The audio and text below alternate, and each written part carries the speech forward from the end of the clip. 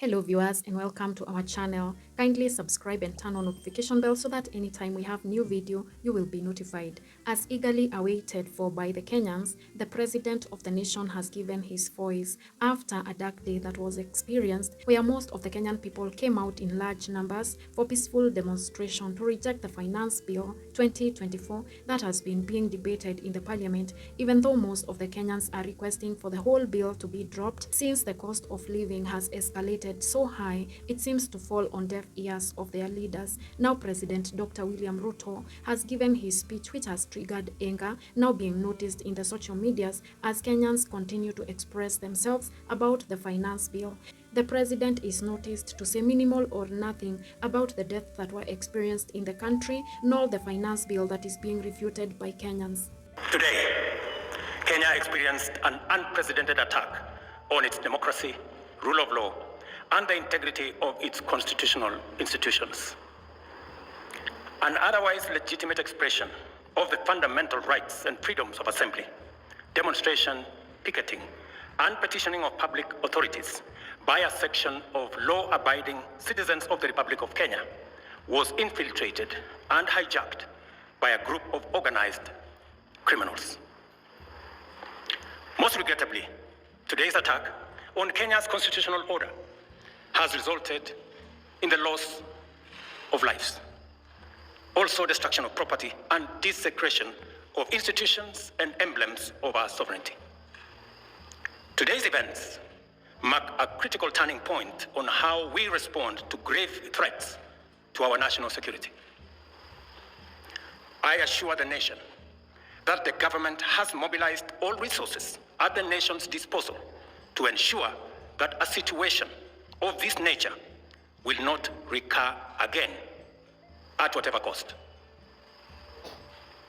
I thank our security officers who were on duty today for applying themselves to the best of their abilities in the defense of Kenya and its people.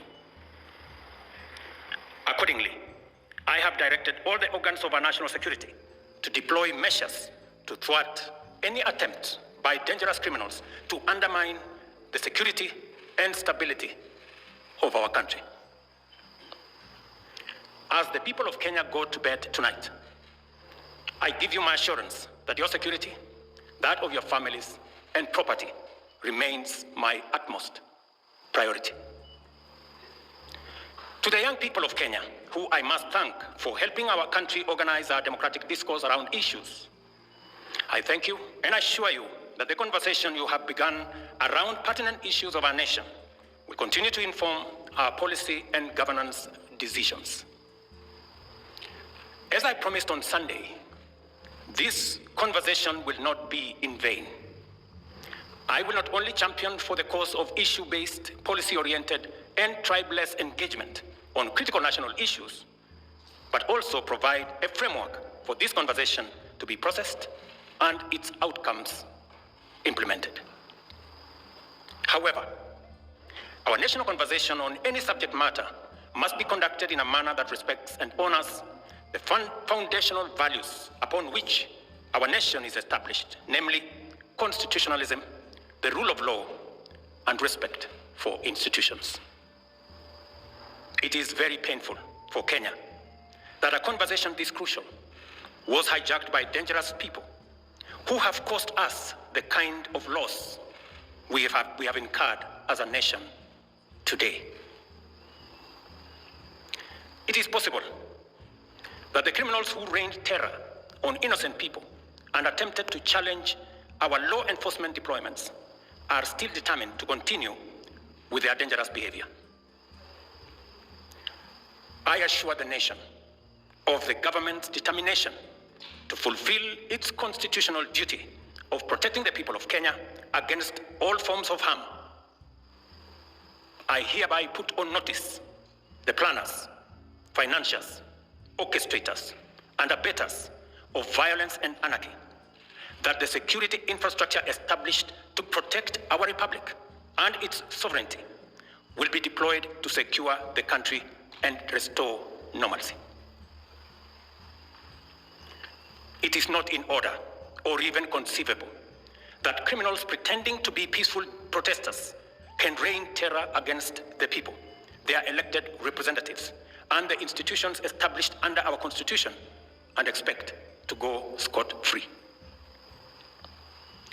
We must isolate crime from democratic expression and separate criminals from people exercising the freedom of expression and divergent opinion.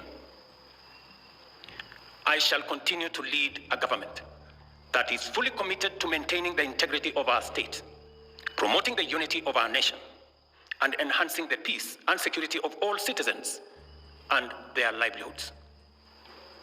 I am bound under sacred constitutional mandate to respect, uphold, and defend the Constitution of Kenya, which declares that all sovereign power belongs to the people, and that this power shall be exercised only in accordance with the Constitution.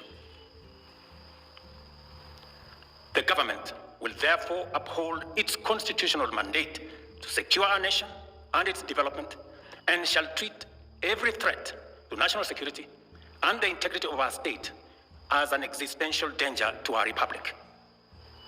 Accordingly, I assure Kenyans that we shall provide a full, effective, and expeditious response to today's treasonous events. Thank you.